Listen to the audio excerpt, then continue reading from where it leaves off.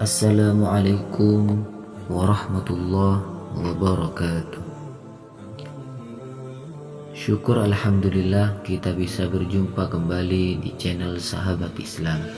Salawat dan salam kita limpahkan kepada junjungan kita Nabi Agung Nabi Muhammad sallallahu alaihi wasallam. Harapan dan doa kami semoga sahabatku semuanya diberikan kesehatan, dilancarkan rezekinya, diampuni dosa-dosanya, dan dipanjangkan umurnya. Amin ya rabbal alamin. Sahabat Islam yang dirahmati oleh Allah, mengerjakan amal kebajikan sudah semestinya dilakukan seorang muslim. Di antara banyak amalan yang bisa dikerjakan, ada 3 di antaranya yang dicintai Allah Subhanahu wa ta'ala. 3 amalan yang dicintai Allah Subhanahu wa ta'ala ini disebutkan dalam hadis yang diriwayatkan Ibnu Mas'ud radhiyallahu anhu.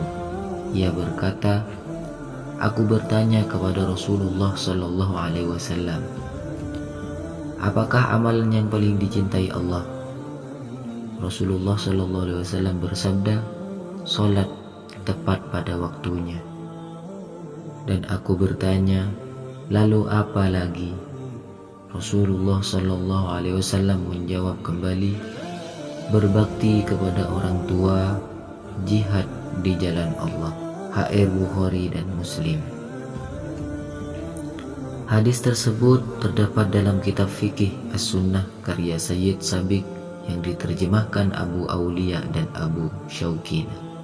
Mengacu pada hadis tersebut, 3 amalan yang dicintai Allah Subhanahu wa ta'ala adalah sholat tepat waktu, berbakti kepada orang tua, dan jihad di jalan Allah Subhanahu wa ta'ala.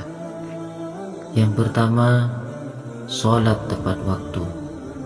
Perintah sholat dikatakan langsung dalam Al-Quran.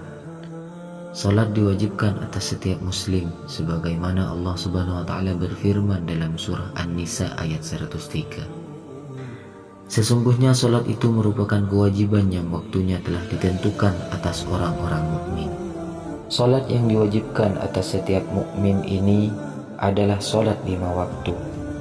Sebagaimana disebutkan dalam hadis, Rasulullah sallallahu alaihi wasallam bersabda, waktu duhur adalah saat matahari tergelincir dan bayang-bayang seseorang seperti dirinya sendiri selagi waktu asar belum tiba.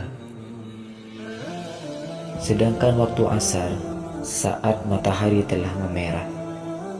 Waktu sholat maghrib selama awan merah belum sirna.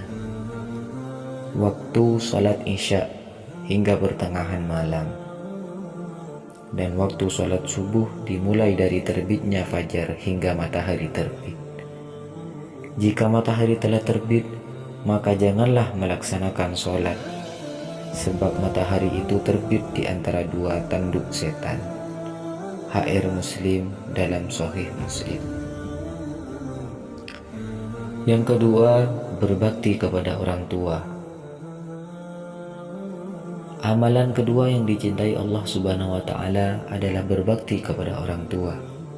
Ada sebuah riwayat dari Ibnu Umar yang menceritakan seseorang datang menghadapi Nabi sallallahu alaihi wasallam dan meminta izin kepada beliau untuk berperang. Nabi berkata, apakah kedua orang tuamu masih hidup?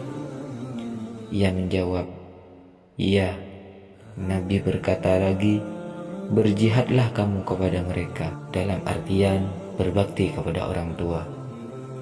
HR Bukhari dalam Sahih Bukhari, Abu Daud dalam Sunnah Abi Daud, dan At-Tirmidzi dalam Sunnah Tirmidzi. Cara berbakti kepada orang tua bisa dilakukan dengan berbagai hal. Salah satunya sebagaimana disebutkan dalam surah Al-Isra ayat 23. Tuhanmu telah memerintahkan agar kamu jangan menyembah selain Dia, dan hendaklah berbuat baik kepada kedua orang tua. Jika salah seorang di antara keduanya atau kedua-duanya sampai berusia lanjut dalam pemeliharaanmu, maka sekali-kali janganlah engkau mengatakan kepada keduanya perkataan yang kasar atau menolak perintah kedua orang tua. Dan janganlah engkau membentak keduanya, serta ucapkanlah kepada keduanya perkataan yang baik dan sopan. Dan yang ketiga yaitu jihad di jalan Allah. Amalan yang dicintai Allah Subhanahu wa taala adalah jihad di jalan Allah Subhanahu wa taala. Yusuf Al-Qaradawi dalam kitab fikih Al-Jihad yang diterjemahkan Masturi Irham dan kawan-kawan menjelaskan, terlepas dari hukum jihad dalam Islam, apakah fardu kifayah, fardu ain atau sunnah, namun tidak diragukan lagi bahwa jihad dalam Islam tidak ada tandingannya. Al-Qaradawi menyebutkan sejumlah alasan mengapa jihad tak tertandingi. Menurutnya, jihad itu menjaga agama dan dunia Islam, menjaga umat dari musuh-musuh yang mengintai, menjaga agama dan akidah, menjaga tanah dan kesuciannya, menjaga kemerdekaan dan kepemimpinannya. Dalam sebuah hadis yang diriwayatkan Abu Sa'id Al-Khudri, orang yang berjihad di jalan Allah Subhanahu wa taala adalah manusia terbaik. Dikatakan Rasulullah SAW ditanya, "Wahai Rasulullah, siapa manusia terbaik?" Beliau menjawab, "Mukmin yang berjihad di jalan Allah dengan jiwa dan harta." Muttafaqun alaih, dikeluarkan Imam Bukhari, Muslim, Ahmad Tirmidzi, An-Nasai dan Ibnu Majah. Jihad bisa dilakukan dengan jiwa dan harta, sebagaimana dikatakan dalam hadis tersebut. Allah mencintai amalan yang dilakukan terus-menerus. Dalam buku Al-Anfal, Sarah Ijma' 300 hadis viral, mudah dihafal, susunan tim dai kantor dakwah kota Az-Zulfi dan Brili El-Rasid, terdapat hadis yang mengatakan Allah Subhanahu wa taala menyintai amalan yang dikerjakan terus-menerus. Hadis ini diriwayatkan dari Aisyah radhiyallahu anhu. Ia berkata, Rasulullah sallallahu alaihi wasallam bersabda, amalan yang paling dicintai oleh Allah adalah yang terus-menerus meskipun sedikit. Muttafaqun alaih. Dalam riwayat lain dari jalur yang sama, Nabi Muhammad sallallahu alaihi wasallam bersabda, "Wahai sekalian manusia, lakukanlah amalan sesuai dengan kemampuan kalian, karena Allah tidaklah bosan sampai kalian merasa bosan. Ketahuilah bahwa amalan yang paling dicintai oleh Allah adalah amalan yang kontinu walaupun sedikit." Ulama hadis lain, Imam An-Nawawi turut mengatakan bahwa amalan yang sedikit namun rutin dilakukan itu lebih baik dari amalan yang banyak namun cuma dilakukan sekali saja.